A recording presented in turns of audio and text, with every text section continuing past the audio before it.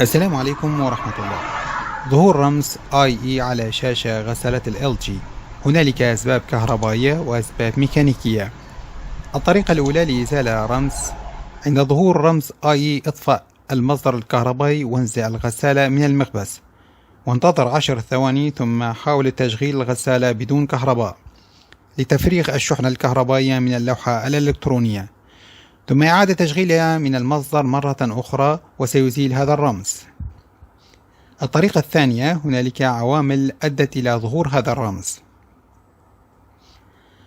أولا، يشير رمز الخطأ IE إلى أن الغسالة لم تكن قادرا على ملء الماء إلى المستوى المطلوب. تحقق من كل مما يلي لمعرفة الأسباب الأخرى لرمز IE.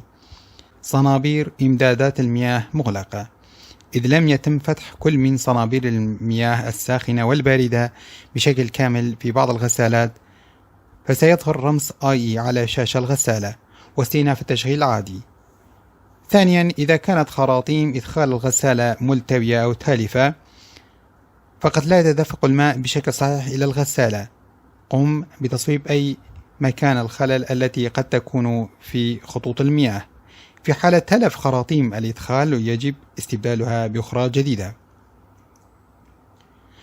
ثالثا، مرشحات المدخل المسدودة. تحقق من مرشحات المدخل في صمامات مدخل الغسالة، لأنها قد تكون السبب الرئيسي لحدوث إظهار هذا الرمز، وافحص أي رواسب معدنية أو أوساخ أخرى قد يسدها.